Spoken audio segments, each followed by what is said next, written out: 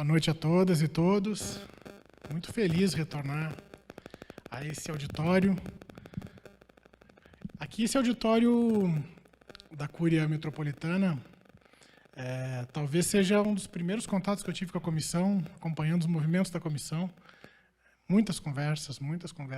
Anos se passaram e hoje aqui, representando essa comissão, esse colegiado, que muito me orgulha, na nossa volta, depois de, claro, não o fim pandêmico, mas a atenuação ou talvez um controle dessa pandemia, que nos permite hoje nos abraçarmos, conversarmos, olharmos no olho, não virtualmente, mas olharmos no olho presencialmente, compartilharmos afeto. Isso é muito bom. Posso rever aqui grandes amigos, mentores, como meu querido professor Zé Geraldo, que vou compartilhar a mesa. Mas, na verdade, essas palavras são palavras de muita felicidade, muito carinho, e que cada vez mais essa tranquilidade de que a pandemia vá cada vez mais se tranquilizando e que a nossa liberdade vá se cada vez mais se normalizando, que esse auditório esteja tomado de pessoas. Então, já deixo aqui esse convite para que todos e todas que sempre compartilharam esse local tão querido por todos nós, estão todas e todos convidadíssimos a retomar os diálogos. É claro, nós sempre trabalhamos com a virtualidade. O remoto não foi algo que nos inovou, mas que nós vamos manter a transmissão online, nós vamos manter a retransmissão online, mas gostaria, sim, de trazer aqui a informação para todos os nossos queridos seguidores dos canais também, que venham aqui realizar aqueles calorosos debates dessa comissão. Então, primeiro, esse grande saúdo aqui aos meus queridos amigos de comissão, mas também a todos aqueles que são os nossos seguidores e seguidoras. Bom, para reinaugurar ou para reintegrar a presencialidade desse processo, nós temos um tema que toca uma questão muito simbólica, no momento que se agrava com a questão pandêmica, que é a questão dos direitos trabalhistas, a questão da reforma trabalhista, ou a questão dos reflexos dessa reforma trabalhista na realidade do nosso trabalhador. Porque o olhar do trabalhador nos preocupa muito. Somos trabalhadores de diversas áreas e, por isso, essa nossa conversa vai tratar das questões da reforma trabalhista, mas, na verdade, como que nós vamos repensar essa reforma no mundo que se projeta, ou no mundo que nós queremos que se projete. Falamos aqui, termos que utilizamos contra-reforma, e convidamos o Antônio Queiroz, o Toninho do DIAP. Aqui vou apresentar um pouco o Toninho, mas que dispensa apresentações, tem uma história maravilhosa, não só nesse tema, mas em diversos temas, autor de inúmeros livros, jornalista, consultor, analista político, diretor licenciado do DIAP, mestre em Políticas Públicas e Governo pela Fundação Getúlio Vargas, formado em Comunicação Social pelo CEUB, né? Autor de muitas obras, dentre elas, uma sobre a reforma trabalhista e seus reflexos sobre os trabalhadores e as entidades representativas. Toninho, se você puder compartilhar a mesa conosco, nos brindar com seu conhecimento, ficaríamos muito felizes.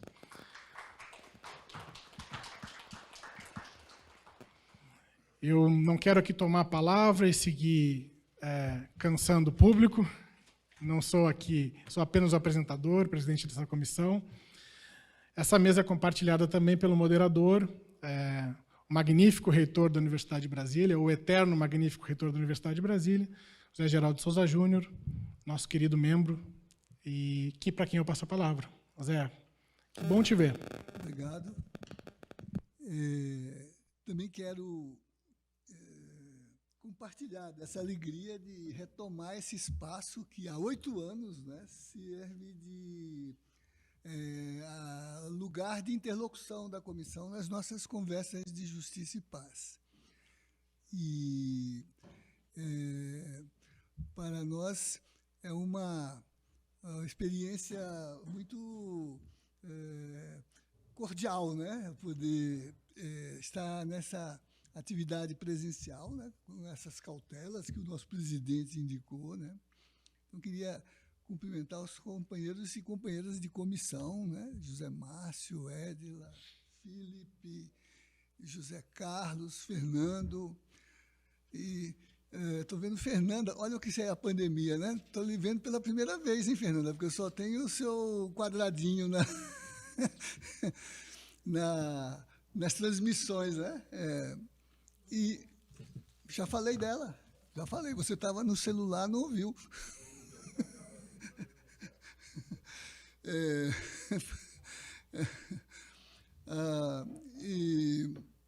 E também o Diego, né, que se incumbe da gravação e da transmissão. E hoje nós temos aqui a presença do Procurador da República, Felício Pontes, né, que muito nos honra, né?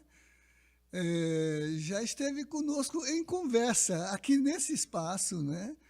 Faz parte do nosso acervo, né?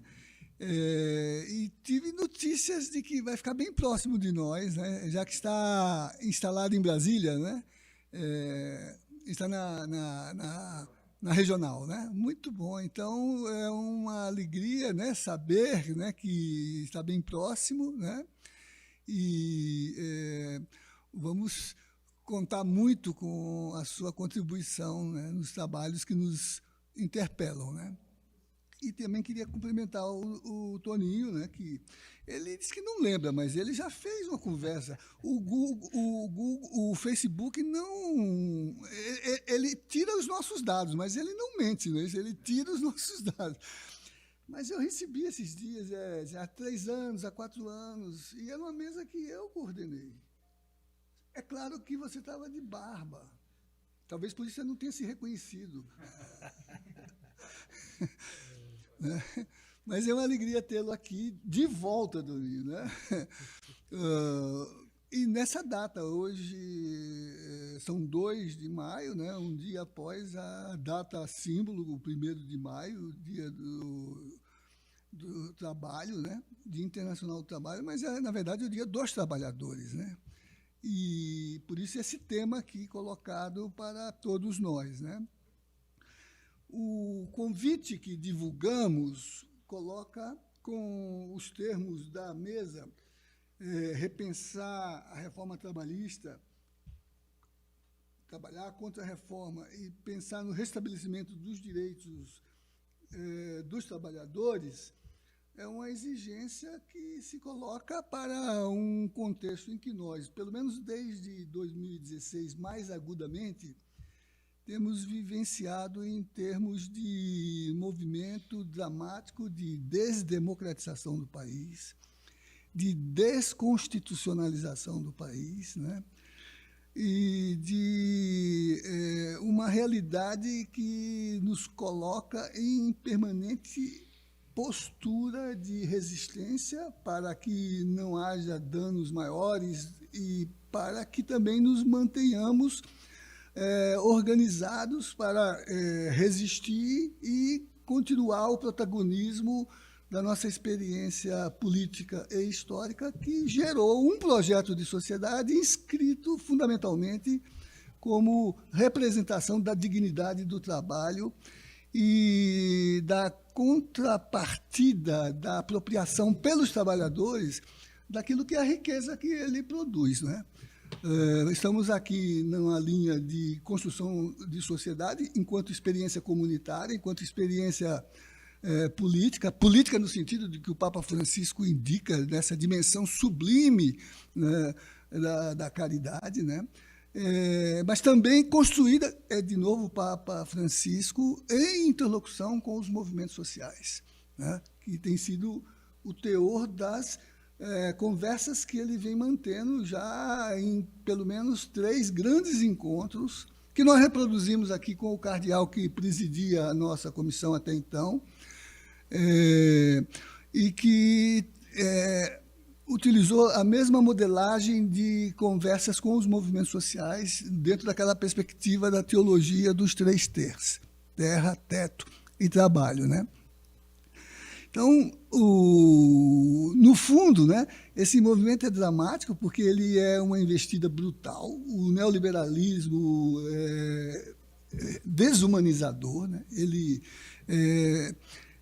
vampiriza a própria condição do trabalhador no sentido de extrair não só a sua mais-valia, mas a sua própria humanidade, né? Porque, inclusive, na forma que vem tomando com a plataformização, a uberização, o teletrabalho, tem quase reposto a condição análoga à de escravo, né?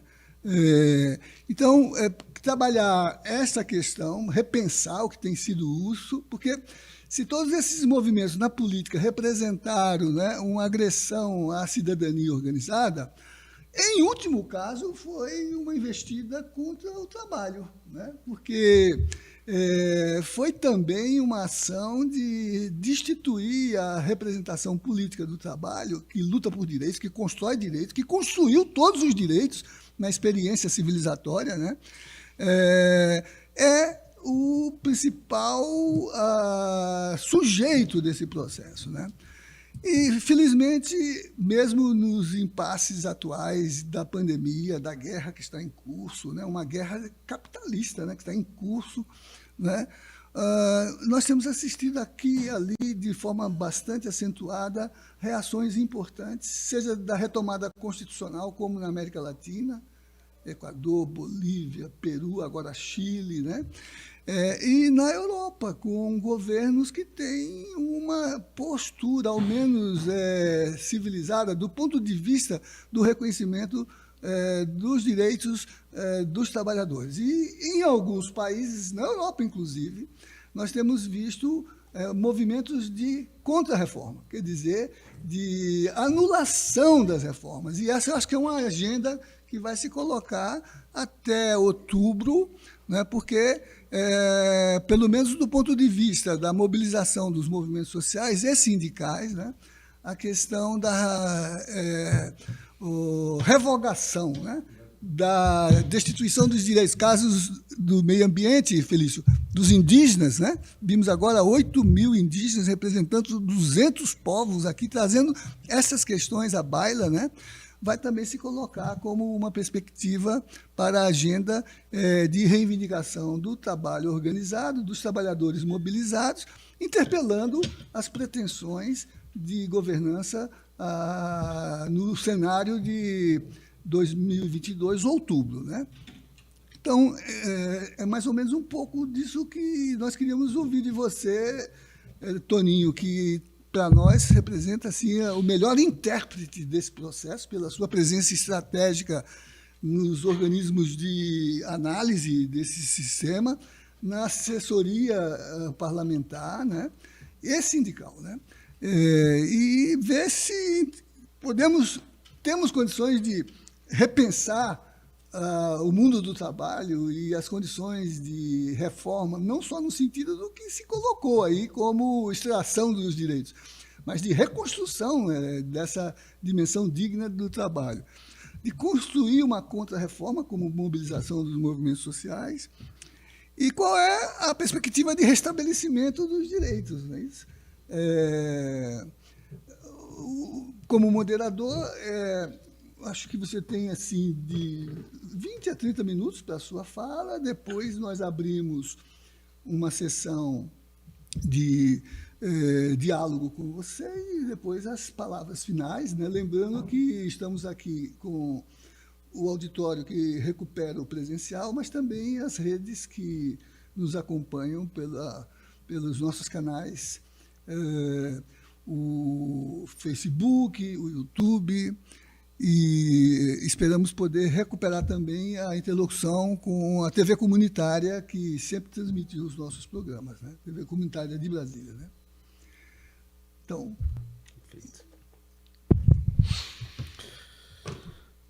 Em primeiro lugar, boa noite a todos e todas. É uma grande honra participar deste evento aqui na Comissão de Justiça e Paz. Queria cumprimentar José Geraldo e o Eduardo Xavier, meus colegas de mesa, os companheiros e companheiras que estão no auditório acompanhando e participando desse diálogo. E minha ideia aqui é trazer um diagnóstico e também um prognóstico a respeito do mundo do trabalho nesse ambiente que vivemos no Brasil.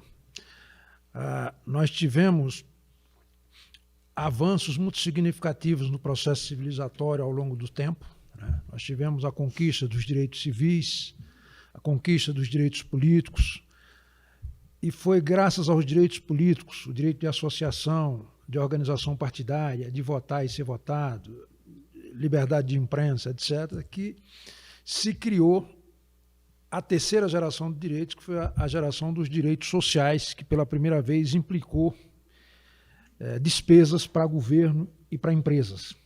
Isso foi uma conquista fabulosa, produto da organização. Portanto, a política é determinante nisso. Depois nós tivemos os direitos difusos e coletivos e estamos numa fase agora de direitos bioéticos, numa quinta geração. O mundo experimentou na final da década de 70 até início do século XXI uma experiência neoliberal, né, em que se adotou o que se chamou na administração pública de nova gestão pública ou gestão gerencial, né, em substituição à experiência burocrática. E nesse período curto se demonstrou absolutamente trágico essa lógica de mercantilizar todas as relações, inclusive os serviços públicos. E o mundo inteiro já desativou isso. Mas o Brasil, a partir do golpe que destituiu a ex-presidente Dilma, veio uma ofensiva neoliberal tardia em que alvejou em cheio, né, os direitos trabalhistas e previdenciários do povo brasileiro, né. Então, nós vivemos hoje no Brasil, não mais no resto do mundo, porque o Zé Geraldo disse bem, o resto do mundo está revendo essas reformas. Vivemos hoje no Brasil uma conjuntura, né, que adota a lógica de desregulamentar direitos e regulamentar restrições em todas as áreas que a população possa, de algum modo, se beneficiar. Então, o que beneficia sai da lei, o que prejudica é explicitado na lei, para que não dê margem para que isso ocorra no futuro. Isso vale não apenas para o mundo do trabalho, mas vale para a Previdência, vale para a área dos direitos humanos, vale para a área do meio ambiente e uma série de outras áreas. E nessa linha, nesse ambiente, e no período pós-golpe, o governo Temer aprovou no Congresso a Lei 13.467, de 2017, que ela adotou e fragilizou simultaneamente os 4 eixos centrais das relações de trabalho. As condições de trabalho, propriamente ditas, a organização sindical, a negociação coletiva e a justiça do trabalho. Ou seja, atacou esses 4 eixos e feriu de morte as 3 fontes do direito, que são a lei, a negociação coletiva e a sentença normativa que decorria do poder normativo da Justiça do Trabalho, que podia construir normas e condições desde que fosse mais benéfica ao trabalhador. Então, tudo isso desapareceu com essa reforma. Então, é uma reforma que teve como lógica a desregulamentação de direito, teve como base 101 propostas do setor empresarial capitaneado pela CNI, isso apresentado lá em 2012, né, e que foi organizadas, sistematizadas e conduzidas e incorporadas na chamada Ponte para o Futuro, que foi a agenda do golpe que guindou o Temer à presidência da República, né?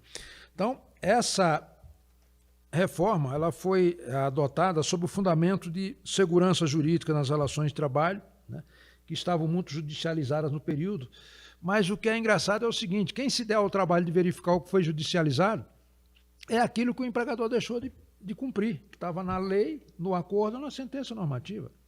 Ninguém estava pedindo nada que não tivesse ou pactuado entre as partes ou assegurado como norma pública, de ordem pública e de caráter irrenunciável.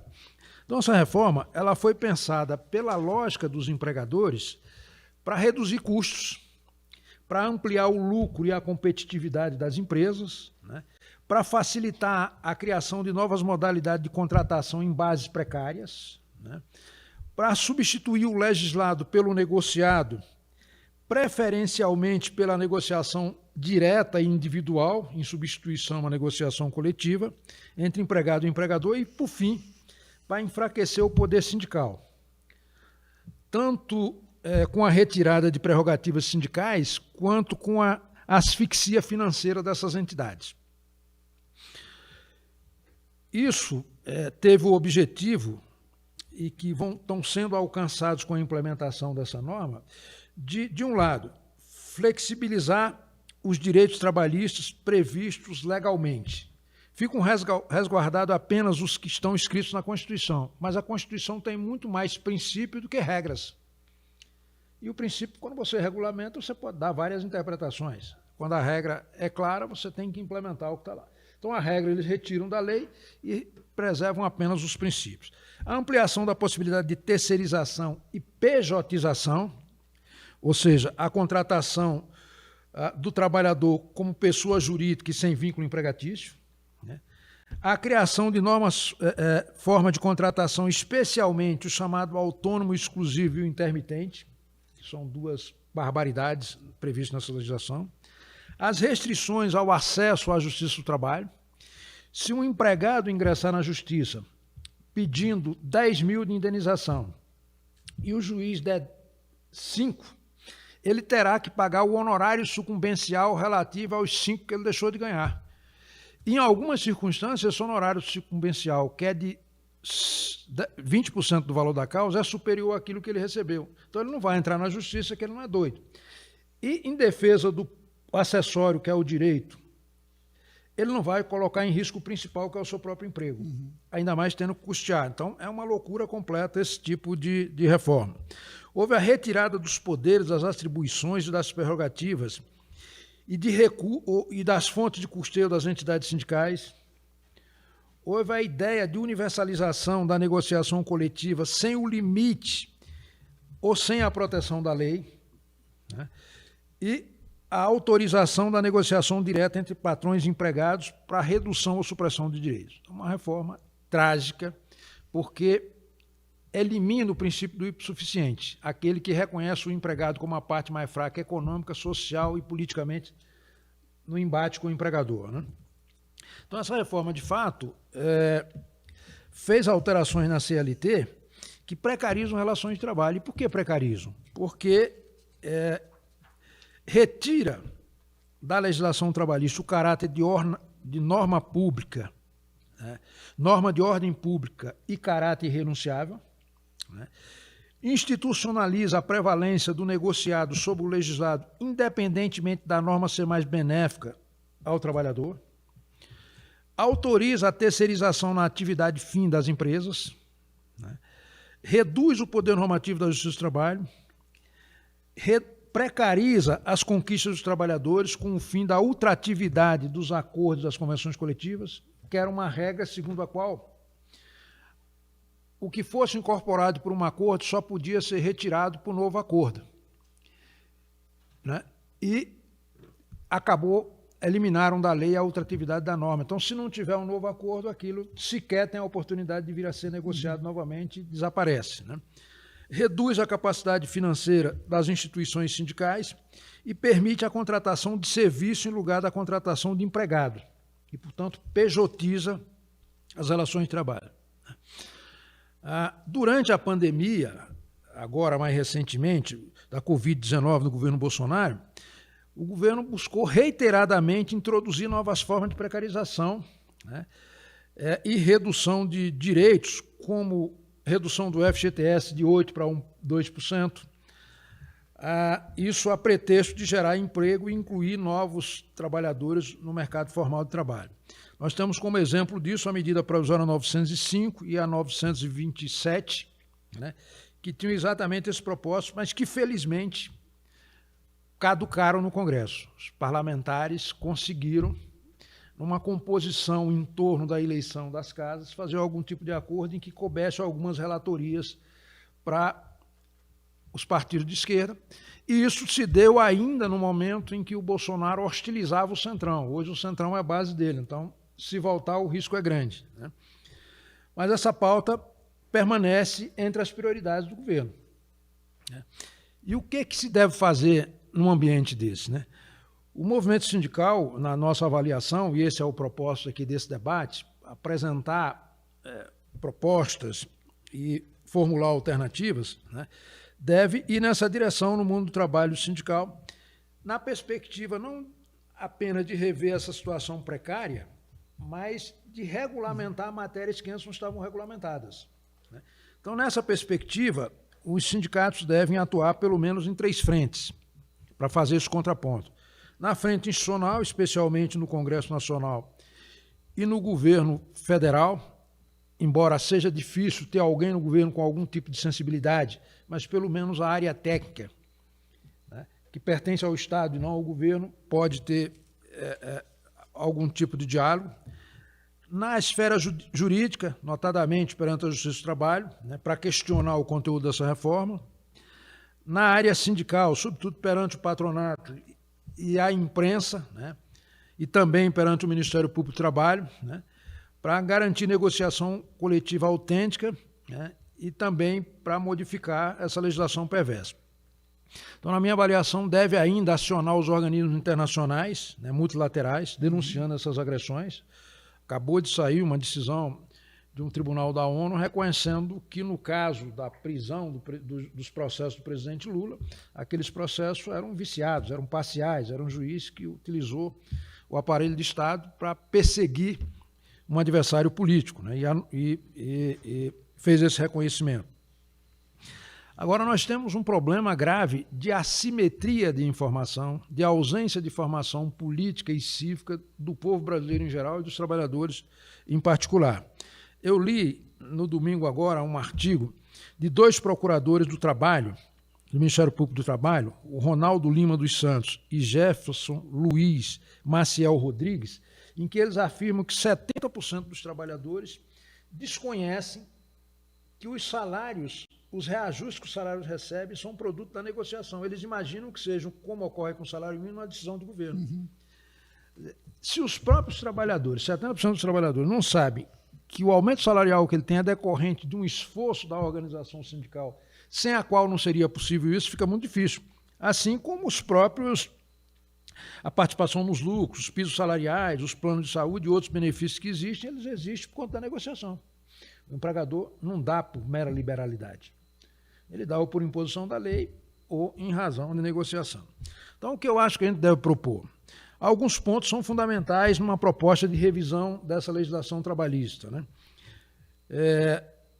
A primeira delas é regulamentar o teletrabalho em novas bases, em que se assegure os direitos básicos dos trabalhadores por aplicativos também, que é outro segmento que não tem os seus direitos reconhecidos.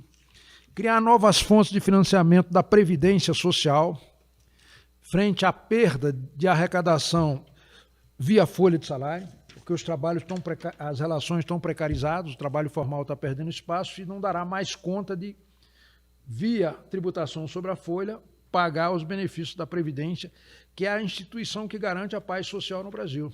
Previdência e assistência.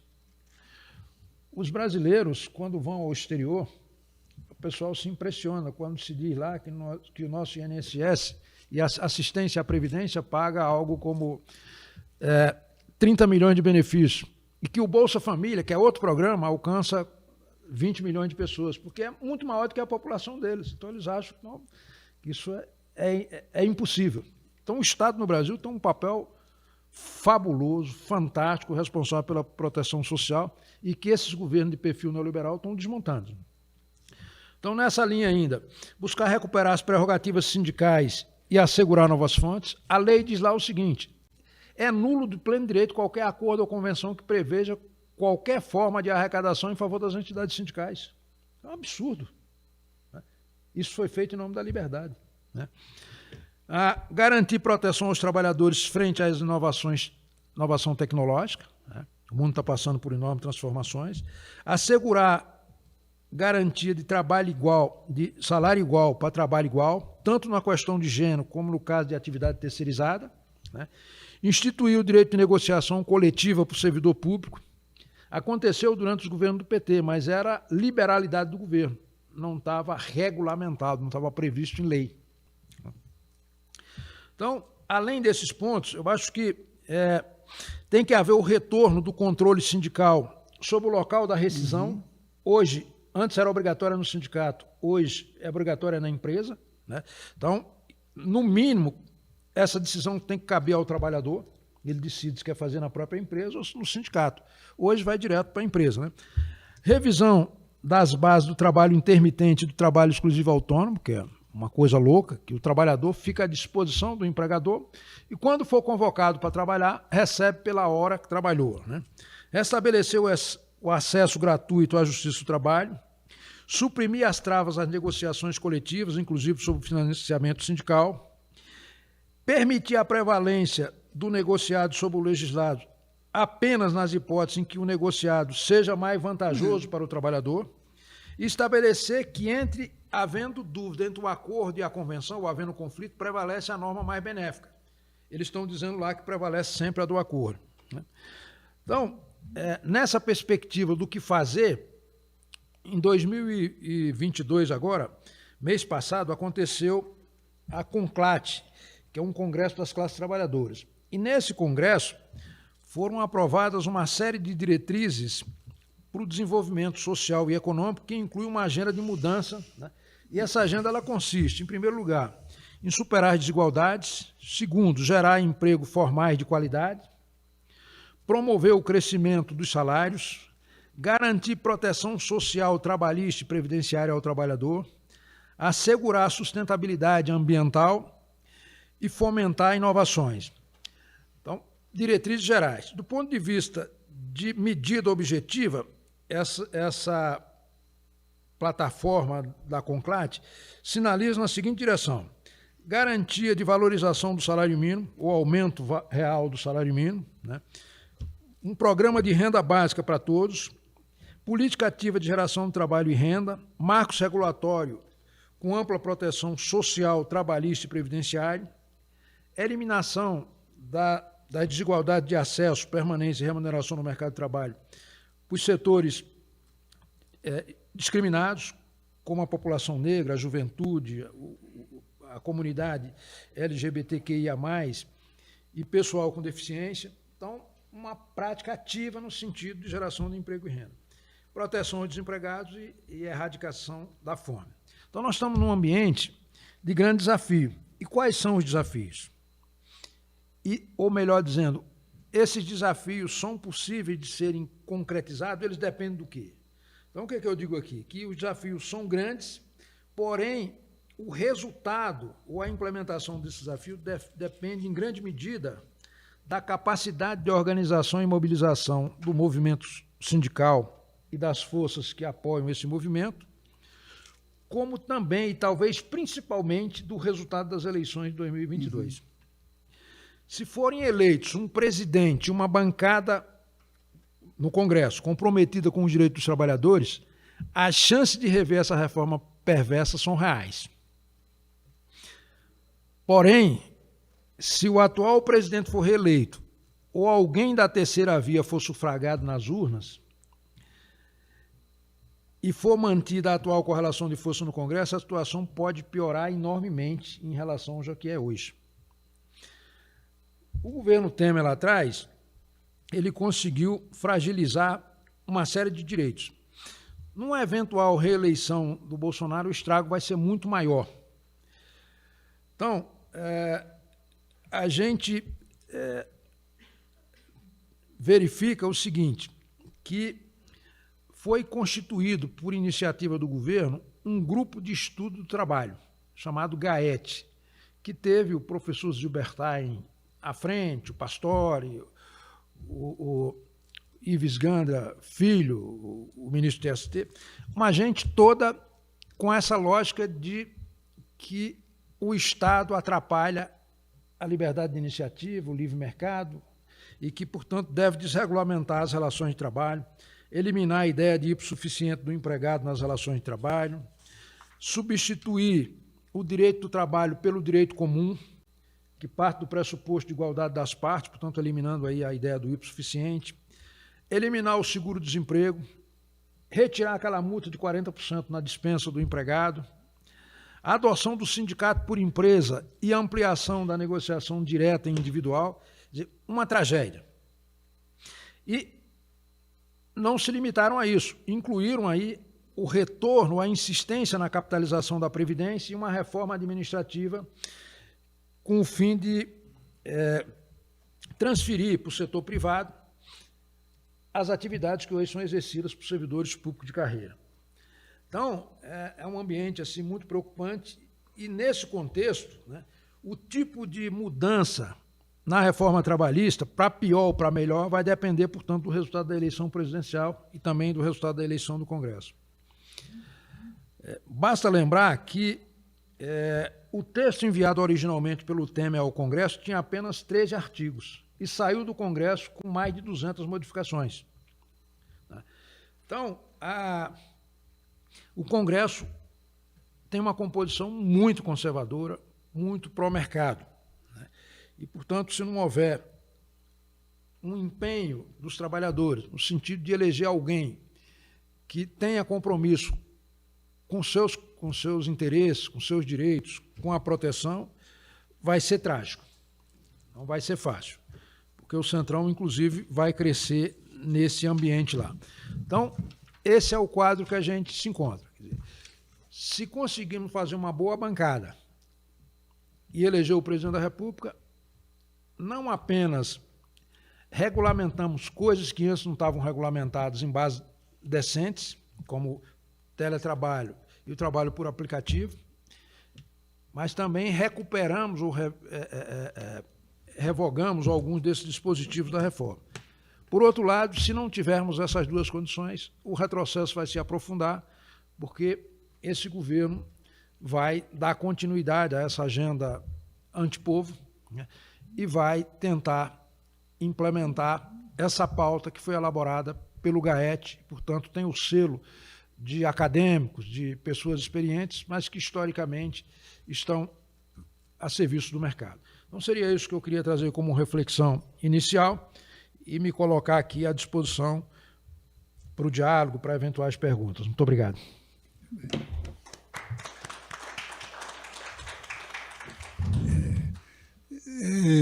Uma exposição muito precisa e capaz de articular as relevâncias de uma questão que hoje, né, desafia a nossa capacidade política de construir um projeto de sociedade, né?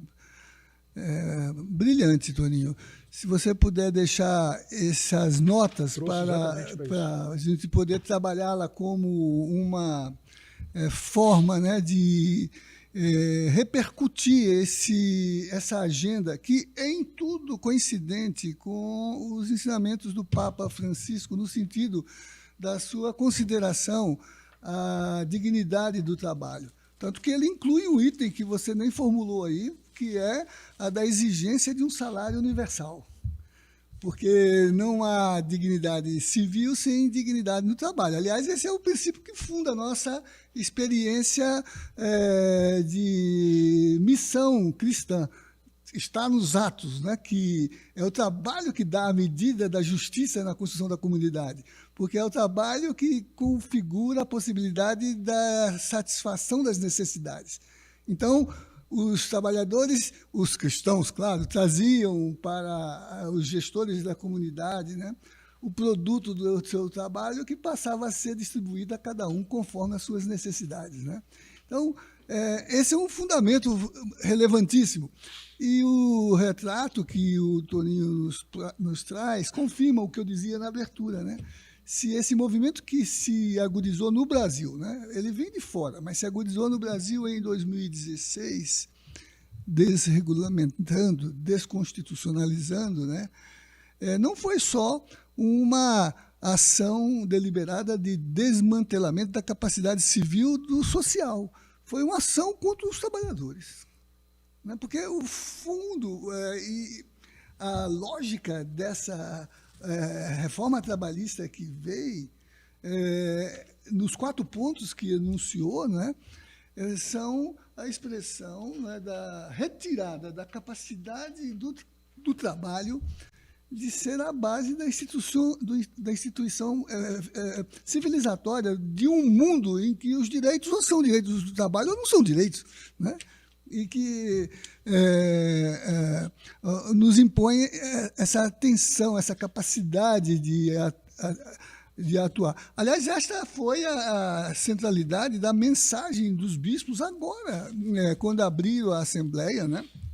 E que se referem, né, ao potencial perigo, né, de que essas estratégias, né, acabem orquestrando projetos de poder, né, que afetem a democracia e a dignidade de vida decente, que não pode estar subordinada à economia. O que os bispos disseram agora na 59ª Assembleia ao abri-la, né? Bem, o Toninho nos promete ter o texto para a gente, presidente, depois trabalhar um pouco, difundir nesses termos, né, para além da gravação, né?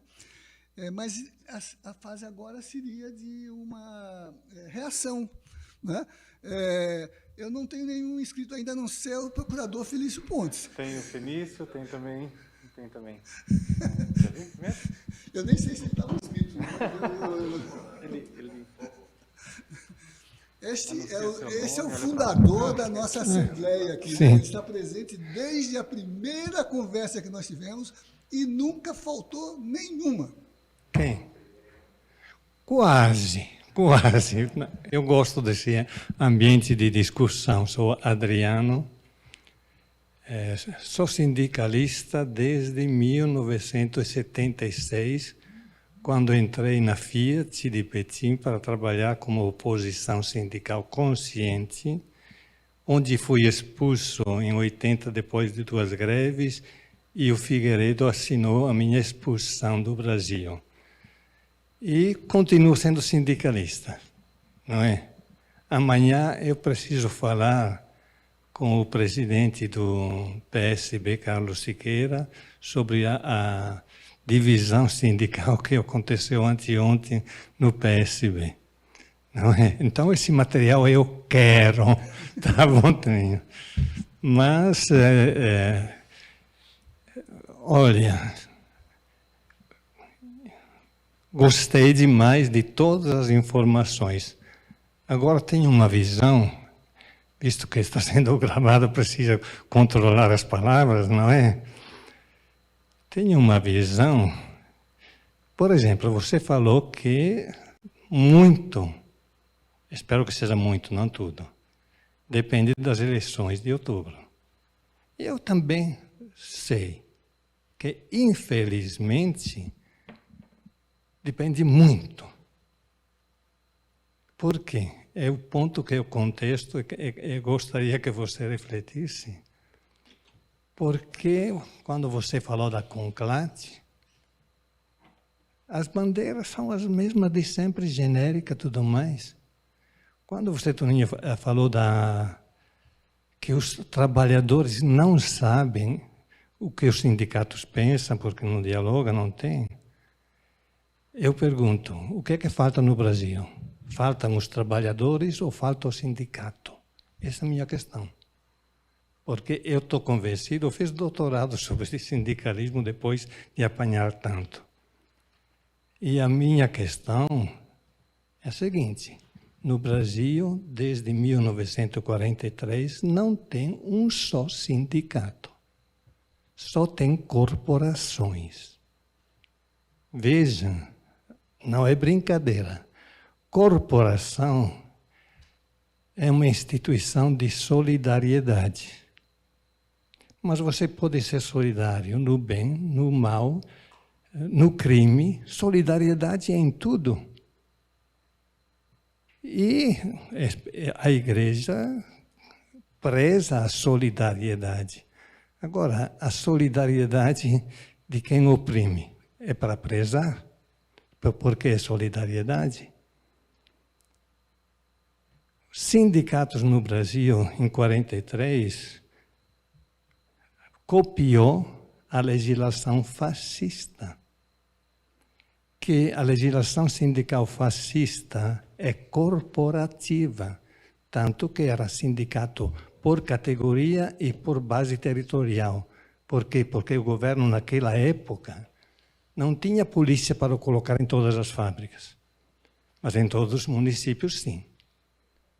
Então, para poder controlar, receber o nome da chapa com o endereço era na polícia do município. Toda essa história, o corporativismo é típico do fascismo e da social-democracia. Os dois incentivam o corporativismo. Tem outra dimensão ideológica, que é o marxismo, que é a luta de classe. Sindicalismo classista no Brasil não existe desde 1943. Isso não quer dizer que os sindicalistas são preguiçosos. Eu que conheço os italianos, porque nasci lá e fiz a luta conjunta. Na Itália, os sindicalistas são bem barrigudos, são bem acomodados, mas são classistas. No Brasil são sacrificados, muitos morrem pelos ideais, mas não tem um instrumento, que é o sindicalismo de classe. E não aceitar que a sociedade ainda, apesar e com todas as transformações do trabalho que tem hoje, ainda é uma sociedade de classes, é outro discurso, é outro tipo de análise, que eu, como cristão, percebo que a Rerum Novarum foi anterior à discussão da luta de classes. E a Igreja ainda não conseguiu superar essa dificuldade da luta de classes. Também porque o socialismo e o comunismo a utilizaram como foi utilizado com os seus erros. Não é? Então, Toninho, quando você coloca aí... Bom, no Brasil, e você conhece muito melhor do que eu, porque você é da área, como são as relações trabalhistas no mundo? Na Itália, por exemplo, eu posso dizer que conheço. Na Alemanha, da cogestão, conheço um pouco menos. Mas parece muito mais inteligente do que na Itália. Tanto que os trabalhadores estão organizados, sobrevivem no meio sempre do conflito, mas têm uma vida boa, porque têm uma visão de cogestão que não é tão classista. Porém, eles, como classe trabalhadora, são organizados. Nós aqui, eu defendo, como socialista, que o nosso sindicalismo brasileiro não é classista. É classe contra classe, mas não é classista como classe organizada. Porque como corporações, meu querido ex, ou ainda reitor da UNB, quando eu defendia minha tese na UNB, o De Rosso, sociólogo e dirigente da CUT, me detonou. Porque ele falou, você não entende nada de sindicalismo brasileiro, pode entender de sindicalismo italiano. Eu só tive uma resposta, digo, escuta meu amigo, porque a gente se conhece. Quando você falou que era dirigente dos docentes da UNB, organizou a greve, e você queria que a greve fosse junto com os funcionários, mas os dirigentes não aceitaram fazer greve junto com... Me diga se isso é sindicalismo classista ou corporativo, desgraçado e desgraçante. Ele calou a boca. Porque corporação e corporativismo e solidariedade nem sempre é valor.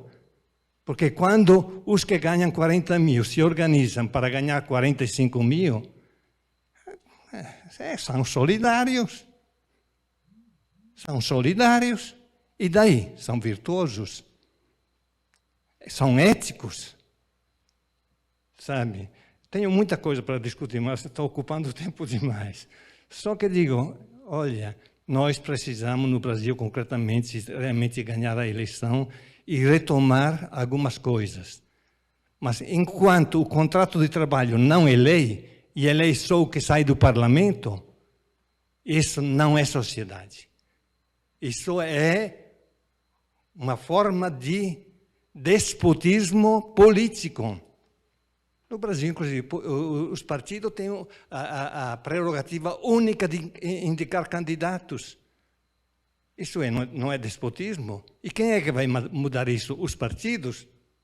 Não vai, não temos condições. Estamos num nível de democracia muito, muito e muito precário e muito autoritário. Essa é a minha interpretação. Tenho o meu motivo para defender isso. Então, eu vejo uma coisa, você falou muito bem, gostei muito de todas as informações e da lógica, todas as lógicas, mas a única lógica que eu discordo é que sem sindicato, sem uma reforma sindical, porque a CONCLAT fala de metas, não analisa se o sindicalismo é vivo. O sindicalismo sabe? E quando é assim, e não tem a massa, não tem o trabalhador, mas acabou, não é? Tá bom. Obrigado, Adriano. Doutor Fenício?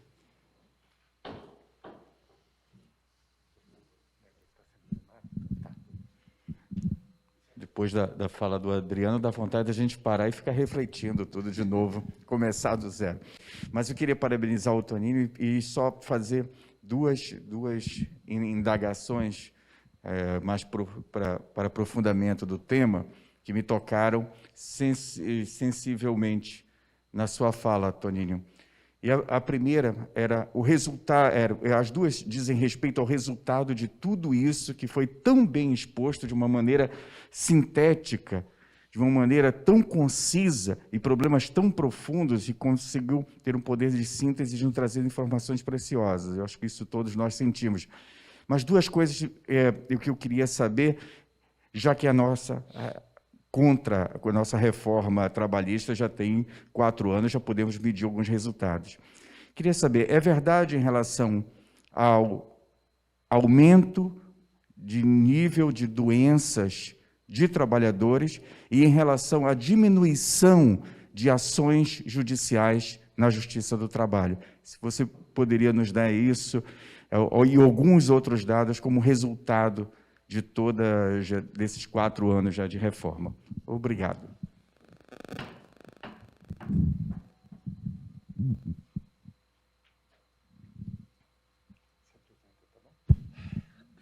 Olá, boa noite. Que bom, obrigado, viu, e pelas informações importantes para a gente também, né, ir aprendendo um pouco mais. Nesse sentido, eu lembro que lá quando se pregava a reforma trabalhista, Toninho, se falava muito que essa reforma era necessária para a gente poder avançar no que se refere à diminuição do desemprego, né? A promessa era que com a reforma trabalhista a gente ia ter mais empregos, né, mais espaços de trabalho com mais qualidade, inclusive que os trabalhadores também teriam mais liberdade para negociar e ocupar esses espaços. Algum tempo depois, o que a gente vê é recorde de desemprego, né? O que a gente vê é recorde de pessoas no trabalho informal, trabalho que nem traz dignidade. Esses dias eu peguei um Uber e o cara chorou no Uber porque ele disse que não aguentava mais trabalhar para pagar a manutenção do carro e combustível. Ele não chorou literalmente, mas a voz dele era de tristeza. E eu percebo que isso é quase que generalizado. Então, as promessas não se cumpriram. E aí eu fico pensando, como que a gente faz para a gente reverter essa situação? E eu fico muito entristecido quando eu lembro que o Congresso que aprovou a reforma trabalhista é o mesmo Congresso que vai ser eleito, certamente, agora em 2022, a partir do financiamento de empresas, do latifúndio, de ruralistas e, enfim, da bancada fundamentalista. né? Então, eu fico pensando, como que a gente vai reverter essa situação se o Congresso que aprova a reforma trabalhista é o mesmo Congresso que, a priori, faria essa revogação, né, caso a gente ainda tenha um governo eleito em 2022 numa pegada progressista, né? Porque se a gente tiver novamente um genocida no poder, vai ser muito difícil a gente conseguir avançar qualquer coisa que seja. E aí eu lembro que aqui no Distrito Federal também não é diferente.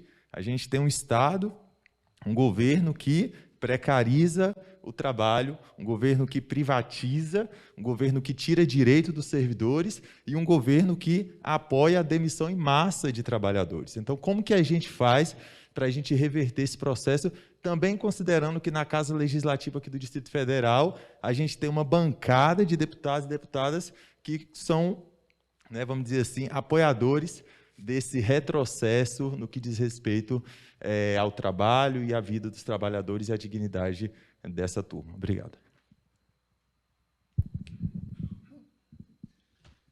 Então, são 3 questões, mas são 3 questões bastante interpelantes, né? E aí a sua reação, a sua resposta, as suas considerações. Perfeito. Ainda tem mais uma? Eu acho que a minha pergunta está dentro da fala do Filipe. Se eu sentir que falta água, eu sou... Certo. Primeiro, a reflexão do Adriano, que tem toda a razão quando afirma que o sindicalismo brasileiro não é classista. E, embora isso seja um diagnóstico, essa acusação que se faz ao movimento sindical de não ter compromisso com os trabalhadores é utilizada pelos empregadores contra os trabalhadores. Eu tive uma divergência histórica com o pessoal do PT, eu sou fundador da CUT. Fui lá em 1984, em São Bernardo, tenho até hoje a minha carteirinha lá. Fui fundador da CUT lá. E existia vários grupos lá. E um deles tinha exatamente a visão que o Adriano apresenta aqui, e que era o majoritário, inclusive. E o pessoal do PT costumava dizer o seguinte: a CLT é fascista. A CLT garante direitos. Por que associá-la a algo que é visto como extremamente nefasto e negativo sob qualquer perspectiva? Isso foi utilizado de vários embates com Barelli, dizendo exatamente isso, né? Que se pega um discurso que, em dado momento na história tinha sentido, mas que hoje não tem mais. A grande indagação é o seguinte: com sindicato, os trabalhadores estão melhor do que sem sindicato? Estão. Os trabalhadores estão melhor com lei do que sem lei? Sim. Então, sempre que você tira essa representação, com todas as suas limitações, ela cumpre um papel social fundamental, né? Fundamental. E eu tenho um problema também muito grave com quando a gente faz o reducionismo a um slogan, né? Eu me lembro de um episódio muito, muito interessante, que foi lá no Rio Grande do Sul. Os professores, na época do Brito, fizeram uma greve que mobilizou todos os professores, ninguém ficou em casa, as famílias foram juntos. Então, as praças ficaram cheias de Porto Alegre nas manifestações, foi a maior da história. O Brito não dormiu à noite preocupado porque ele era candidato à reeleição, com a manchete do jornal do dia seguinte. O editor do jornal era um sujeito do MR8. Né? E no dia seguinte ele põe a manchete lá, o Brito, de manhã, esperando o jornal. Quando chega o jornal, que ele vai tomar o café, ele olha o jornal e fala: ufa! A manchete estava lá: a maior passeata contra o neoliberalismo. Ele disse: eu achei que fosse contra mim. Então, batendo no slogan não produz resultados, né? Eu estou de pleno acordo, 100% de acordo, que o problema é dos sindicatos, que não esclareceu o trabalhador, que 70% não sabe que o seu ganho salarial decorre de uma negociação, é do sindicato, mas é da imprensa, é dos partidos, é da igreja, é de todos os setores organizados da sociedade, essa falha, essa omissão na formação política e cívica do povo brasileiro. Então, esse é um problema que é fundamental que a gente enfrente. Você não faz uma revolução de um dia para o outro. E no caso do Brasil, com o capitalismo tomando conta das instituições como tem tomado, você, para ter algum tipo de avanço, você vai ter que fazer de modo incremental, a não ser que você zere o processo. O capitalismo se organizou de um modo tal que é a única instituição no mundo em que pune toda a sociedade sem que a gente tenha meios de puni-lo adequadamente. Por quê? Porque o Estado, os servidores do Estado agem por comando. O mercado, o capitalismo, age por incentivo. Então, se ele sentir nas expectativas dele que não vai ter o retorno adequado no investimento que vai fazer, ele simplesmente desativa aquele investimento, desiste do investimento, demite várias pessoas, reduz o PIB do país, prejudica todo mundo, sem que possa ser penalizado, porque supostamente ele tomou uma decisão racional, sabendo, na expectativa de que não teria retorno. Tal. Então, utiliza isso como elemento de pressão, de desculpa, para exatamente envolver as pessoas. Então, isso é uma coisa que a gente tem que trabalhar, e a forma mais efetiva de enfrentar isso é por intermédio da organização, obviamente, mas você tem que estabelecer em regras cujo cumprimento seja impositivo. E o Estado é a única instituição que tem 3 monopólios: o de impor conduta e punir seu descumprimento, o de legislar e o de tributar. Então, quando eu disse que depende muito do Congresso e do Presidente da República, eu estou dizendo isso, né? De alguém com uma visão no nosso campo que possa fincar o bambu do lado grosso, como se diz, onde se planta bambu, né? Então, é uma situação muito complexa realmente. Então, eu não estou aqui fazendo um contraponto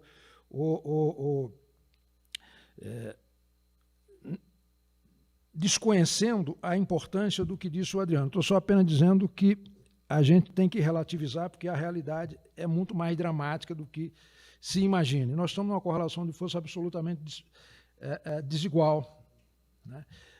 E se a gente não valorizar o pouco que a gente tem de resistência e desqualificá-lo, está, na prática, a serviço daqueles que estão a favor desse desmonte. Em relação ao que o Vinícius Pontes fala, ele pergunta sobre 2 pontos. Felício. Felipe, desculpe. Felício. Felício, desculpe.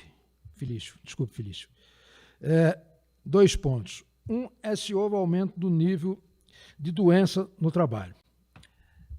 Eu não tenho o dado preciso, mas é assustador. É algo como dobrou o número de acidentes de trabalho, de pessoas doentes por assédio moral, por assédio sexual, por todo tipo de assédio que existe no Brasil. E a exploração do estado de necessidade, forçando as pessoas a fazerem acordos individuais, porque o sindicato ele fala coletivamente, portanto a pessoa não se expõe individualmente. Se você não tem essa instituição como anteparo, você se expõe diretamente. E quando você se expõe diretamente, você tem que estabelecer prioridade, aquelas coisas de perder o braço, ou o dedo, ou o anel, né? Então, o direito é acessório, o emprego é o principal. Entre o acessório e o emprego, o cara vai optar pelo emprego numa negociação direta. Se ele tem um anteparo da entidade, tá. Então, esse aumento do nível de adoecimento por apressão, por resultado, baixos salários, tem sido grande. O desmonte das fiscalizações todas no mundo do trabalho. O Ministério do Trabalho não tem mais fiscalização do trabalho, né? Está completamente desmontada. O recurso para aquelas operações de combate a trabalho infantil, trabalho escravo, etc., é uma loucura. A redução do número de ações na Justiça Trabalhista caiu para menos de 1/3 o número de ações. E aquele 1/3 que foi, na maioria das vezes, o trabalhador saiu no prejuízo, porque ele teve que pagar a parte oposta. Ele faz o levantamento daquilo que deixou de ser pago, o juiz vai lá e da metade ele se deu muito mal. Então, uma tragédia.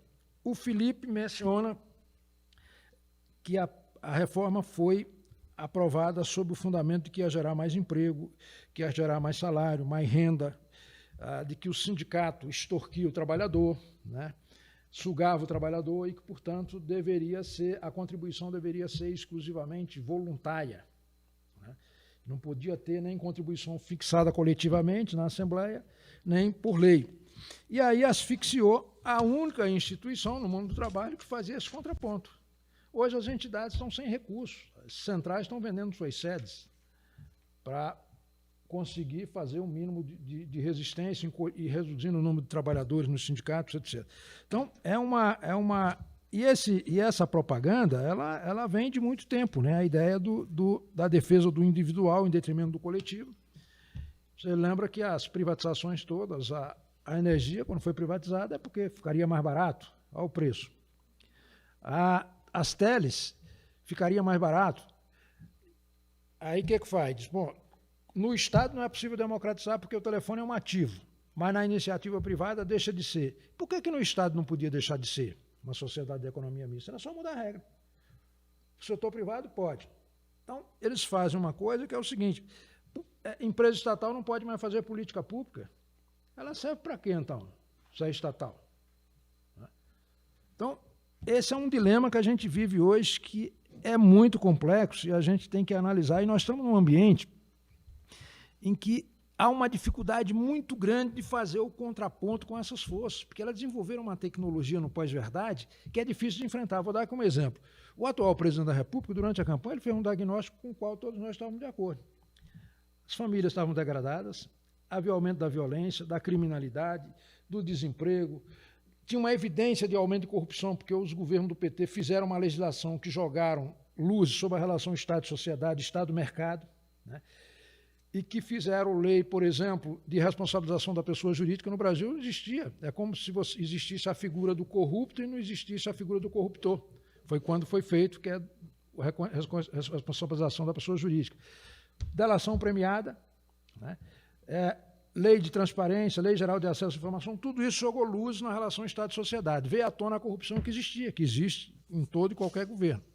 Só que, historicamente, está provado que os governos que fazem essas reformas, eles pagam um preço alto, porque descobrem corrupção e atribuem a eles. Isso é um processo histórico, pode até ter diminuído no período dele, mas é atribuído a ele.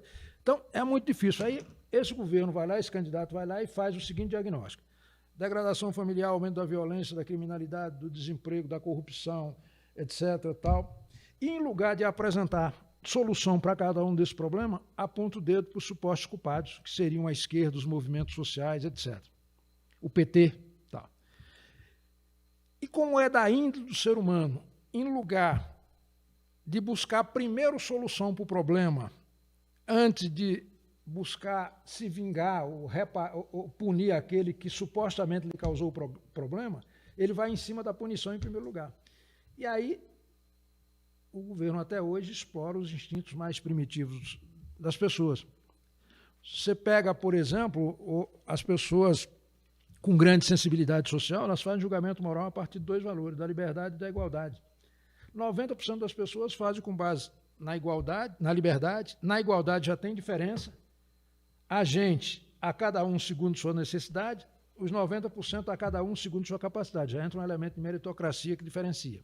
Entra a questão da família, da pátria, da igreja, da religião, etc. Então, as esquerdas vão ter que, e essas forças sociais vão ter que reelaborar essa forma de abordagem, porque as famílias, especialmente as mais pobres, o espaço dela de relacionamento, a relação dela, é através da igreja e da família. Se alguém atribui à esquerda a condição de inimiga da família e da igreja, as pessoas vão evitar aquele tipo de gente, porque aí, mesmo que as pessoas estejam morrendo de fome, mas aquilo é a vida delas, as relações delas. Então, essa abordagem tem que desmistificar isso, né? E saber fazer uma abordagem que reaproxime as pessoas. É muito por isso, viu, Adriano, que eu reconheço que o modelo sindical adotado no Brasil foi fascista, sim, no início, mas quando se disse que a CLT também era, que trazia direitos, né, e que depois das modificações que aconteceram, porque hoje a Constituição de 88 modificou um pouco, a base mínima é um município, mas pode ser nacional, e essa decisão é dos trabalhadores, o Estado não interfere. Né. Então mudou um pouco essa realidade de lá para cá. Foi mudança incremental, gradual, tal, e que é diferente. E quando a gente vai lá e taxa, diz, ó, é fascista, aí lascou. Como é que eu vou sendo antifascista, me deixar liderar por uma instituição que me dizem que é fascista, né? Então, esse é o grande problema que a gente tem. Então, é uma questão muito de interpretação, de forma de abordagem. O fato é que o que a gente diz pode ser usado contra a gente. E a gente vai ter que ter muito cuidado. Nós vamos ter que rever a nossa forma de abordagem. Vou dar aqui um exemplo. Nesse período agora do governo Bolsonaro, eu rompi com familiares, com amigos, com pessoas, né, por conta dessa divergência. Quem não? Pois é. E uma dessas pessoas me disse uma coisa muito interessante. Disse, vocês que se declaram de esquerda, socialistas, defensores das pautas sociais, nunca me ouviram a respeito de coisa nenhuma.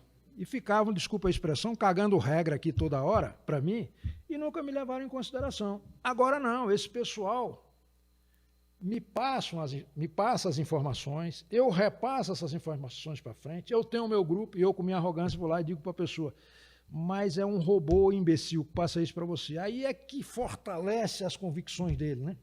Não interessa, eu estou com a sensação de pertencimento, eu estou sendo útil, eu estou participando disso.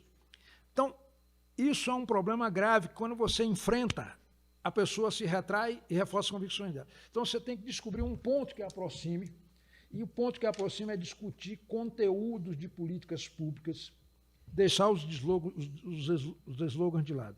Ou seja, é você desideologizar o discurso para aprofundar a sua convicção ideológica. Porque se você não fizer isso, o debate está interditado. Esse é o grande problema que nós estamos enfrentando hoje, que é a área de comunicação. Mas já falei muito e vou parar por aqui e abrir espaço para outras perguntas. Edila, a sua questão ainda se põe?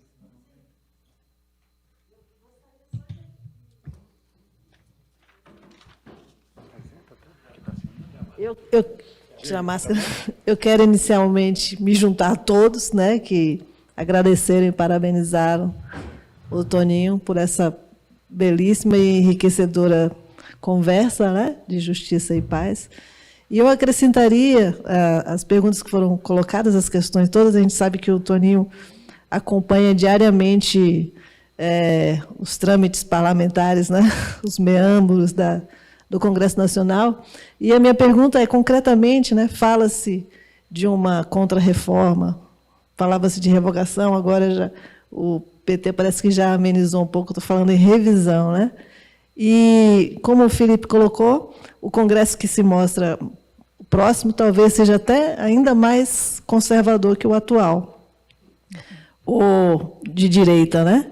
Eu queria saber, na sua análise, na sua visão, qual é, concretamente, a perspectiva que a gente tem de uma contrarreforma com esse Congresso. Pois é. O problema... Ainda tem mais um. Fala seu nome, tá? E aí se apresenta para a câmera. Então. Pode falar. Boa noite a todos. Queria cumprimentar aqui o reitor da UNB, o Toninho, o senhor. É o seguinte, com relação a alguns tópicos que o senhor falou aqui de forma brilhante, com tanto brilhantismo, sobre a reforma trabalhista. E o trabalho, desde a antiguidade, a importância para todos nós, para todo cidadão, ao trabalho. Deus começou a obra que tinha feito, no 7º dia descansou. O trabalho é a possibilidade de continuarmos com a obra criadora de Deus. E digno é o trabalhador do seu alimento, conforme fala as Escrituras, né, de forma tão clara. Portanto, a minha indagação é com referência às privatizações. As privatizações, um país de qualquer dimensão não pode conviver com o número de estatais tão alarmante, servindo apenas de cabide de emprego e corrupção. Então, é verdade que em outros governos tivemos alguns avanços de forma trabalhista. No governo Temer, conforme o senhor bem citou, do golpe e tal, mas ali, isso aí já vem de outros governos. Tivemos uma mini-reforma. Esta mini-reforma, evidentemente, que subtraiu e suprimiu alguns direitos trabalhistas. Isso está claro, está evidente. Mas, por outro lado, também avançou em alguns pontos, é inegável. Então, a minha pergunta ao nobre Toninho, ao senhor Toninho, é se realmente, qual foi os avanços que, quando o senhor cita tanto, com tanto, eu não diria, mas repetidamente, do governo petista. Lula, 8 anos de Lula, e mais 4 anos, 6 anos da Dilma. Então, senhor Toninho, o que é que teve de importante e aonde avançamos tanto nesse governo do presidente Lula e da presidente Dilma? Eu queria que o senhor pudesse nos esclarecer melhor qual foi os avanços, porque eu não vi, e agora, evidentemente, com o governo Bolsonaro, tem algumas coisas que realmente eu não concordo. E eu não me compartilho aqui com o governo Bolsonaro com algumas atitudes. Mas eu também não vejo coisas de outros governos anteriores para falar assim, não, houve avanços significativos. Não, não houve esses avanços igual a Vossa Senhoria fala a respeito do governo petista. Essa é a minha pergunta.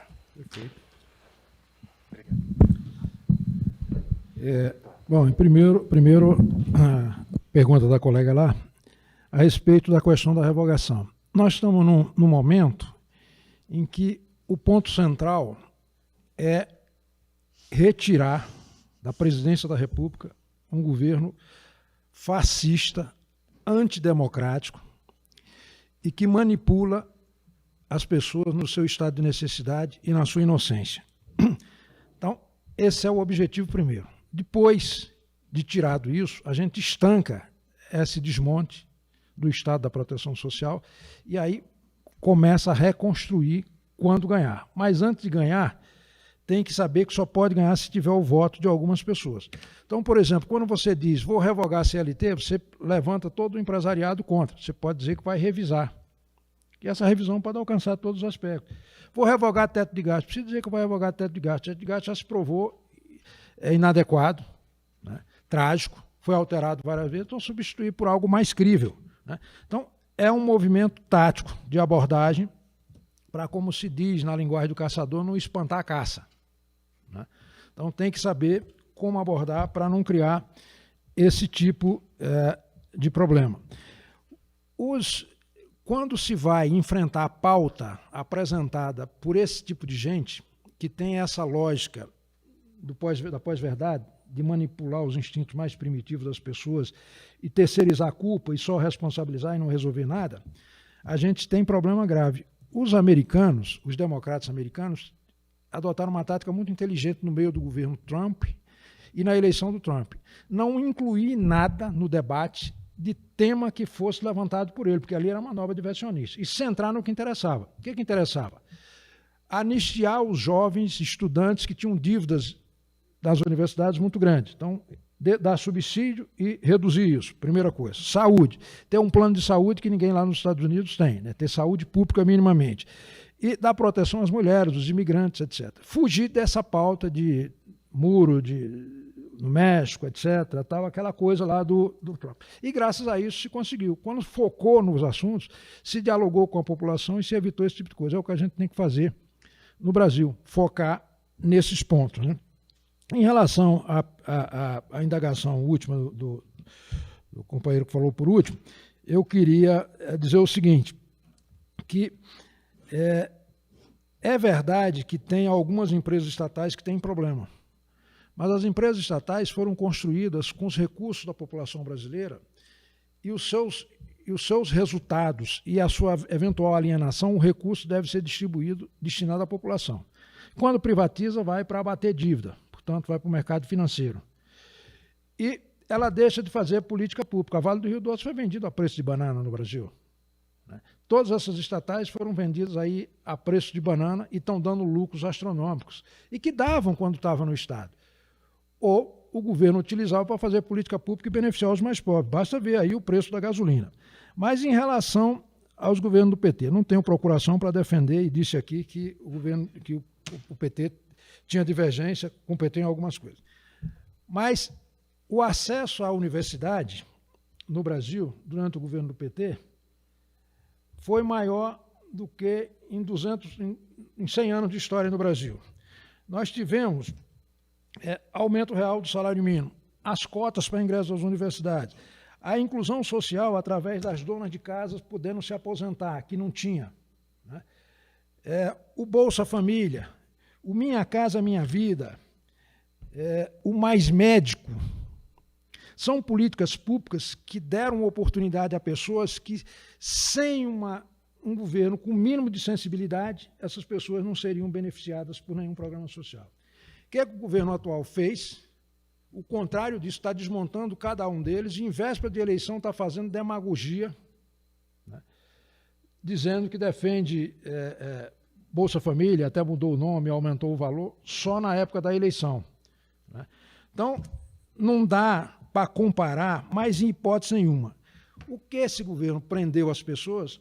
Prendeu por essa manipulação de dizer que é um homem de Deus, de família. Ele está na terceira esposa, amigo. E todas elas numa relação de desrespeito para com as mulheres, né? É um cara cujos filhos têm problemas graves de enriquecimento sem origem clara, né? É um sujeito que acha que morreu pouca gente na ditadura no Brasil, né? Que diz que não vai respeitar o resultado da eleição e que utiliza a manipulação das pessoas e não trouxe nenhuma política pública. Eu não conheço nenhuma. Se alguém conhecer, para não dizer que não tem nenhuma, e eu vou dizer algumas, que decorreram de servidores públicos, o PIX foi o Banco Central que fez. É uma medida administrativa democrática importante que permite acesso. A utilização dos dados cadastrais do governo para efeito de comprovante de vida. O aposentado tinha que ir no banco para fazer isso, utilizar a vacinação, que está registrado, o voto está registrado, uma providência administrativa. A Receita pegar os dados da pessoa e deixar lá para o imposto de renda já preencher automaticamente, dar informação. Tudo medida administrativa. Fora isso, eu desafio quem é que tem uma única política pública desse governo. Agora, a destruição de todas essas que foram citadas, e aqui eu não tenho tempo para citar outras, que tem muitas relevantes.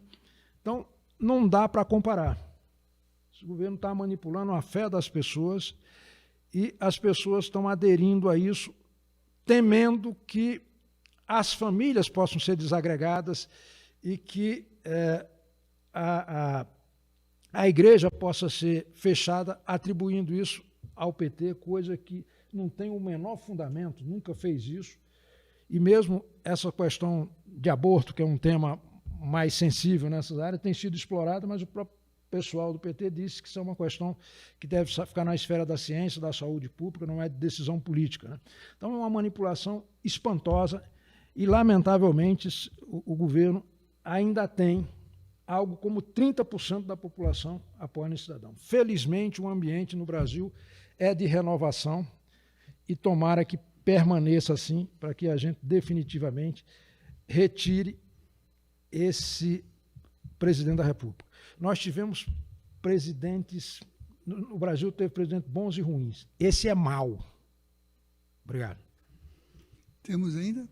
Colocação que o Adriano solicita. Brevemente, só para não deixar dúvidas.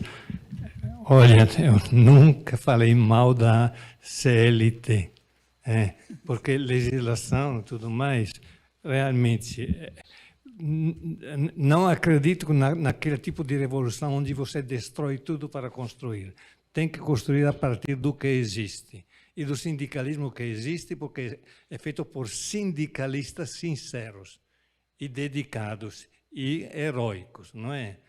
O que eu queria colocar, tanto sobre o discurso geral como igreja, que aqui estamos num ambiente de igreja, é o seguinte: a democracia não se constrói simplesmente com individualismo, indivíduos. As pessoas têm que se organizar. E o atual, o sistema fascista, esse sim, de concepção de sindicato, impede chegar a uma visão de classe. Portanto, tem que se retomar aquela discussão sobre que tipo de sindicalismo, as 10, 12 centrais sindicais que tem aí. Gente, não são centrais de corporações, entende? Então, o que eu digo entre nós é que precisa que os sindicalistas deixem retomar a educação do sindicalismo, retomar com os sindicalistas que tem ali, que são gente que se dedica, que tem interesse, mas retomar, porque se não sair do corporativismo, não estamos entrando na sociedade para democratizá-la. Uma sociedade sem os trabalhadores organizados nunca será democrática. Podemos ter um governo de esquerda, petista ou não, que beneficia, paternalista, que não ajuda o pessoal, e de fato o pessoal não votou, porque foi bem, recebeu muito, mas não foi educado a uma participação democrática. Isso. E por isso digo que também a igreja, eu trabalhei 8 anos na Pastoral Operária, fundei a Pastoral Operária em Minas Gerais, não é? E depois na Nacional, ajudando a fazer com que qual é o papel da igreja? Que a sociedade seja política. Você não lembrou muito bem o que o Papa atualmente insiste, tem que fazer política. Eu acho que depois das eleições, porque agora temos que fazer limpeza. Estou engajado nisso, sem limitações. Mas depois a comissão poderia retomar essa questão. Como a igreja pode contribuir, porque os trabalhadores, eu digo assalariados em geral, e os que não têm salário, podem readquirir a própria dignidade de cidadania. Só isso, tá bom? Encerramos as sessões? Sim. Bem, então, eu cumpri meu papel de moderação, né? Quero dizer que esses dias ouvi uma entrevista daquele italiano sociólogo, Domenico De Masi, né, seu conterrâneo lá, que escreveu O Ócio Criativo, escreveu A Emoção e a Regra, né? E ele dizia que, e se referia ao Brasil, que esse sistema governamental de hierarquia, né, que é uma hierarquia derivada da nossa experiência colonial, né, que foi construída à base da subalternização dos sujeitos, né, escravizou o trabalho, portanto, alienou do humano o trabalhador, escravizou o trabalho, sob perspectiva, inclusive, constitucional, porque já tínhamos a Constituição de que todos nascem livres e iguais em direitos num sistema escravocrata. Escravizou, alienando do trabalho o humano, não é isso? Que retirou a dignidade do sujeito pelo racismo, né? Jogando para o atual essa forma genocida de extermínio dos jovens negros no Brasil, né? Que coisificou a mulher, né? Inclusive sob a perspectiva da legislação do trabalho. Até a Constituição de 88, a mulher não tinha autonomia sequer para construir a realização das cláusulas do seu contrato de trabalho, né? Então, imagine o quanto isso não é dramático do ponto de vista da construção dos direitos, né? E, portanto, construir direitos é expandir lugar de sujeito. Por isso que Marilena Chaui diz que a democracia não é uma forma de governo, é uma forma de sociedade. E que ela se realiza porque ela constrói direitos permanentemente, que é o que o trabalho faz, né? A partir do primeiro e básico direito, se tornar pessoa humana, não é isso? Se tornar pessoa humana, né? E eu acho que isso está um pouco no ensino do Papa Francisco. Agora, os bispos disseram esses dias que a gente precisa discernir. Discernir é tirar a candeia debaixo do alguidar, sabe? Ela não pode iluminar dentro de uma cúpula de barro que impede a luz. É preciso romper com isso. E o Domênico De Masi diz que nessa conjuntura rebaixada, né, a inteligência se esfacela. A ditadura produz o abaixamento da inteligência, né? Agora, nessas condições, como a gente vive hoje, se deixar levar o matadouro, intuindo que vai morrer e não reagir, somos gado para ir para o matadouro com a intuição de que vamos morrer e não devemos reagir, né? Vamos aceitar aí que, por exemplo, se faça política pública por distribuição de Viagra ou de lubrificante genital, em nome de que isso é parte de uma subsistência de uma corporação que está tomando os cargos públicos, né, para se reproduzir em termos de uma mensagem que nem é local, né? Entre Rondon, que dizia morrer se necessário for, matar nunca, e cadê meu Viagra, pô? Olha a distância, gente, né? Então, eu acho que o Toninho trouxe um martelinho para quebrar a cumbuquinha de barro que oculta a luz. E é isso que os bispos disseram aqui, né? É preciso defender a democracia e defender a dignidade do trabalho numa estrutura de construção dos direitos, né? E acho que, sim, é esse o chamado que o Papa faz para a gente, né? De elevar a consciência para sair do nível de rebaixamento que nos transforma em gado, no matadouro, né? Renunciando a direitos em nome de uma promessa de reconhecimento que não se confirma, porque a sua pergunta ele respondeu de uma maneira boa, né? Não vou discutir qual a política, vou mostrar quais os efeitos, né? Os efeitos que a gente recebe e nem percebe, porque acha que isso cai do céu como maná, né?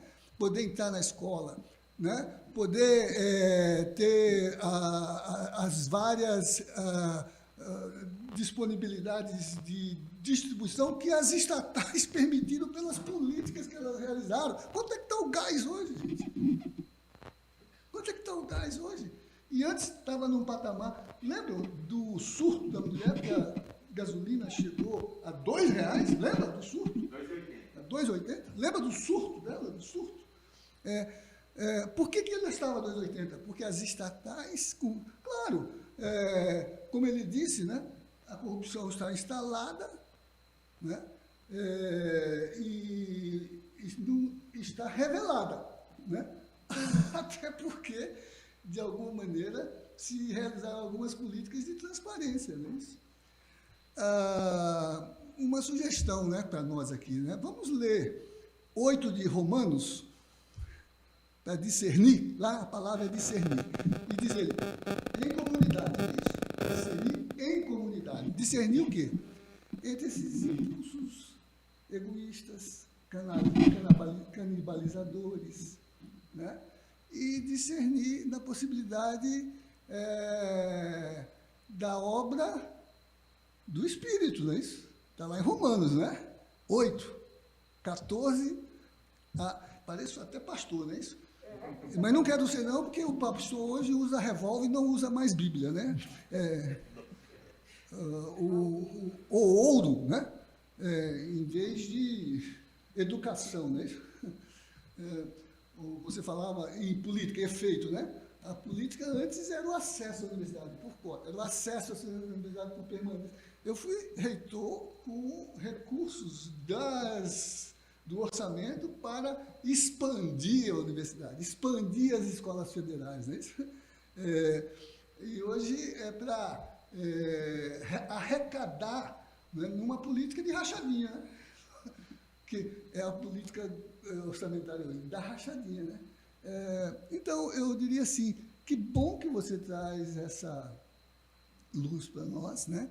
E que programa que isso abre, do ponto de vista do ensinamento da própria igreja, do ponto de vista de educação para a cidadania, né? Porque a cidadania também é uma construção, né? Também é um processo de educação, né? E também é um exercício de compartilhamento em comunidade daquilo que são os valores que nós devemos defender eticamente, né? Que não é nos armarmos, né? Que não é os valores de torturar o adversário, que não é do valor de subtrair da poupança nacional, né, a contrapartida embutida, né, na corrupção direta, né, são os nossos valores, né, que não é aceitar as políticas genocidas, né, por exemplo, admitir que em nome de um processo de incremento de arrecadação você libere garimpeiros para estuprar jovenzinhas índias nos seus territórios. Não dá. E por isso que eu acho que você lembrou bem. Tem que resgatar isso, tem que resgatar no judiciário a sua função, né, para que ele seja capaz de recuperar a dimensão do direito como política e não como acordo, né? Quando o trabalhador é livre para discutir com o operário, olha o jovenzinho senegalês, não sei qual, que no Rio de Janeiro foi discutir com o patrão as diárias não recebidas. O que aconteceu com ele? Morto a martelada, a paulada, né? Essa é a negociação, né? Essa é a negociação. Então, acho que aqui marcamos um 1º de maio no dia 2, não é isso? Porque o 1º de maio é feriado, porque 4 trabalhadores foram executados para poder garantir a jornada de 40 horas, não é isso? De 8 horas, né? A jornada... O crime deles é o nosso direito, não é isso? Bom, devolvo a palavra ao presidente. É sempre um prazer enorme escutar a lição do Zé Geraldo. Toninho, a reflexão que você faz é incisiva e maravilhosa e necessária. Toda essa noite de debate, ela me traz uma questão paradigmática, inclusive as inserções, ou principalmente as inserções dessa data tão importante que é o 1º de maio. E que mundo que a gente quer viver. E esse é o papel da nossa comissão, ou pelo menos nós entendemos como comissão. Esse mundo que a gente quer viver, ele pode ser pensado através da visão dos trabalhadores, uma data comemorativa dos trabalhadores, ou do rompimento com a democracia. Depende do que a gente vai fazer na rua, porque isso foi debatido no dia 1º de maio. Ou sair para comemorar os trabalhadores, a data célebre, ou discutir a intervenção no processo democrático, inclusive negando as eleições. Esse foi o debate no Brasil no dia 1º de maio. E por que nós trouxemos, então, a questão dos trabalhadores aqui na Comissão de Justiça e Paz? Porque para nós justiça é justiça social. E a paz é necessária para atingir a justiça social. Nós temos uma convocação que é fundamental, que é o papel da Comissão de Justiça e Paz em transmitir e conectar as dores da comunidade do Distrito Federal para a Diocese. Essa foi uma convocação. Escutar, papel de mediação que sempre fizemos, mas ampliar isso para a questão da pobreza, nesses termos. E o que mais na pobreza, o que mais da injustiça social que o desemprego. A desumanização ao retirar do trabalhador, ao retirar do ser humano o trabalho e colocando numa situação de dignidade. Por isso, trouxemos o Toninho. O Toninho, com todo o conhecimento que ele tem, nos vários campos que ele atua, com a fotografia que ele tem para fazer e para nos dar, nos projetou aqui uma grande reflexão para que a gente saia da nossa situação de conforto e perceba que o nosso projeto de país é um projeto de refletir e decidir. Refletir e decidir. Então, de fato, agradecer ao Toninho, agradecer a todas e todos presentes. Retomamos, reposicionamos o nosso lugar no nosso auditório da Cúria Metropolitana. Retomaremos no próximo mês. Tivemos uma questão técnica, por isso aqueles que nos assistem estão percebendo a nossa retransmissão, mas já justificamos que no próximo mês estaremos virtualmente conectados e acompanhando o chat e as perguntas e intervenções de vocês e reproduzindo aqui para os nossos convidados. Mas para nós é muito importante todos os nossos espaços que nós temos na Cúria. A rádio, o auditório, todo o espaço que nós temos para conscientizar, debater os trabalhadores, os empobrecidos, a partir do estudo social, da doutrina social do Papa Francisco. Terra, teto, trabalho e justiça e paz. Uma boa noite para todos, muito obrigado. E para aqueles que estão retransmitindo, assistindo a retransmissão, também muito obrigado por acompanhar a nossa comissão. Uma boa noite.